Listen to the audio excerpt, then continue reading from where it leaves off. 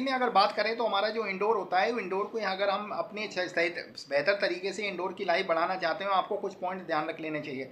Indoor की अगर बात करें तो आपके इंडोर में आपकी जो कूलिंग कॉइल होती है उसको आप अच्छे से सर्विस वगैरह करवा लेनी चाहिए। इसके अलावा भी आपकी कुछ पॉइंट होते हैं जो कि इंडोर में आपको ध्यान रखने चाहिए। अगर आप इस तरीके से आप विंडोर की अगर केयर करेंगे, और वो कौन से तरीके होते हैं इस वीडियो मैंने आपको बताए हैं, तो इस तरीके से आप लीकेज की समस्या, अन्य तरह की समस्याएं से मरम्मत वगैरह खर्च को भी कम कर सकते हैं। चलिए जानते हैं।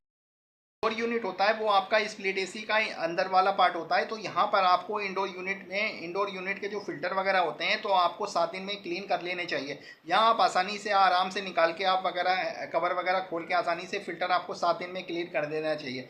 यहाँ फिल्टर साफ करने से आपका सबसे बड़ा एक ये फ़ायदा होता है कि आपका एयर फ्लो बढ़ जाता है, और दूसरी आपकी आप नॉर्मल तरीके से 7 दिन में सफाई वगैरह फिल्टर की करते रहते हैं। तो आपका जब नॉर्मल तरीके से सफाई करते रहते हैं तो आपका जो यूपेटर कॉइल है उसमें धूल मिट्टी अधिक नहीं जमती है। तो ये इस तरीके से आप अपने फिल्टर को 7 दिन में साफ करेंगे तो आप अपने एसी में लीकेज की समस्या से बच सकते हैं।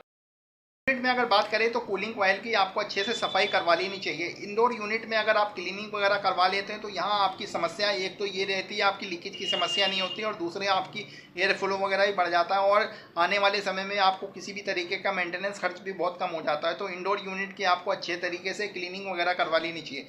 ये क्लीनिंग अगर बात करें तो आपको केमिकल वगैरह आप नॉर्मल करवा सकते हैं। केमिकल आपका कंपनी से रिकमेंडेड होना चाहिए, और कंपनी वाले बंदे से करवाएंगे तो आपकी कूलिंग कॉइल अच्छे से हो जाएगी। वाटर जैकेट वगैरह भी आ रहे हैं जिसके अच्छे से प्रेशर वगैरह लग जाता है, जिस वजह से आपकी कूलिंग कॉइल अच्छे से साफ हो जाती है। और बाकी ड्रेन प्लेट वगैरह भी आप अच्छे से क्लीन वगैरह करवा लेंगे तो आपकी ड्रेन चौक भी नहीं। अगर लाइफ बढ़ाना चाहते हैं तो आपको ब्लोअर को भी अच्छे से साफ करवा लेना चाहिए। ब्लोअर जिससे कि आपकी हवा आती है, ठंडी हवा आती है, तो उसमें क्या रहता है कि जब आप ब्लोअर आपका गंदा हो जाता है तो वहाँ आपका ब्लोअर में बहुत ज़्यादा अधिक मिट्टी जम जाती है। तो यहाँ ब्लोअर का एयर फ्लो नहीं फेंक पाता, तो यहाँ आपको ब्रश वगैरह से अपने ब्लोअर वगैरह को क्लीन वगैरह करवा लेना चाहिए। अगर आप पूरी तरीके से सर्विस करवा रहे हैं तो यहाँ पर आपको ब्लोअर वगैरह आप क्लीन वगैरह करवा लेंगे तो आपकी एसी की कूलिंग भी बढ़ जाएगी, आपका एयर फ्लो तो बढ़ेगा। तो आपको सर्विस के दौरान इस चीज़ को भी ध्यान रखना चाहिए। सारे मैंने जगह ऐसा देखा है कि इंडोर यूनिट में आपकी लीकेज की समस्या होने लगती है। तो लीकेज की समस्या ऐसे होती है कि जब हमारा एसी नया होता है तो वो भी किसी समस्या से परे होता है, उसमें किसी भी तरीके की समस्या नहीं रहती। परंतु यहाँ पर होता क्या है कि हम अपने समय के साथ एसी ज़्यादा गंदा हो जाता है तो बाहरी मैकेनिक से एसी में केमिकल वॉशिंग वगैरह करवा लेते हैं। केमिकल वॉश से होता क्या है कि जो केमिकल कास्टिक सोडा वगैरह रहता है वो कूलिंग कॉइल के ऊपर डालते हैं, तो जिससे कि वहाँ रस्टिंग वगैरह आ जाती है और वो कहीं ना कहीं प्रॉपर तरीके से क्लीनिंग के समय निकल नहीं पाता और वो जम जाता है और बाद में इसमें लीकेज की समस्या होने लगती है। तो आपको कंपनी के रिकमेंडेड केमिकल का इस्तेमाल करना चाहिए और नॉर्मल तरीके का किसी भी घटिया केमिकल का इस्तेमाल नहीं करना चाहिए। इस तरीके से आप इंडोर की लाइफ बढ़ा सकते हैं। इंडोर यूनिट की अगर बात करें तो आपको इंडोर में जो ड्रेन पाइप होता है, ड्रेन प्लेट वगैरह होती है, उसके भी अच्छे से क्लीनिंग वगैरह करवा लेनी चाहिए।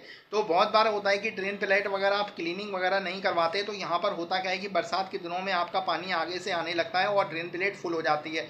ड्रेन प्लेट को आपको नॉर्मल तरीके से साफ़ करवा लेना चाहिए अच्छे से। और दूसरी बात है, और ड्रेन प्लेट में गुनगुना पानी भी डाल देंगे, गर्म पानी, तो उससे ड्रेन प्लेट का जो भी पाइप वगैरह ड्रेन वाला होगा वो भी अच्छे से साफ़ हो जाएगा। तो ड्रेन प्लेट को भी ध्यान क्लीन वगैरह करवाएं और ड्रेन वगैरह को भी अच्छे से साफ़ करवाएं। ऐसे ज़्यादातर एसी आपके कॉपर कंडेंसर कॉइल के आ रहे हैं, कॉपर कंडेंसर कॉइल के आ रहे हैं, यानी कि कॉपर कॉइलें आ रही हैं। परंतु आपका एसी, अगर आपका एसी एल्युमिनियम वाला है तो यहाँ आपको एल्युमिनियम वाले एसी से बचना चाहिए, क्योंकि इंडोर में नमी वाला हिस्सा रहता है तो यहाँ पर आपकी रस्टिंग वगैरह आ सकती है। तो यहाँ आपको इस चीज़ से बचना चाहिए। यहाँ आपको कॉपर कूलिंग कॉइल वाला एसी को लेना चाहिए शुरुआती दौर से। और अगर आपका इस तरीके की लीकेज की समस्या हो रही है तो आपने एवापोरेटर कॉइल यानी कूलिंग कॉइल को चेंज करवा देना चाहिए। इस तरीके से आप अपने एसी के इंडोर की लाइफ बढ़ा सकते हैं। आपको स्प्लिट एसी के इंडोर की लाइफ बढ़ाने के लिए आपको 5 तरीके बताएंगे। आपको मैंने मैक्सिमम तरीके बता दिए, बाकी आपको लगता है कि कुछ ऐसे पॉइंट रह गए हों जिसमें कि मैंने इसमें वीडियो में कवर नहीं करें तो आप वीडियो में बताइएगा।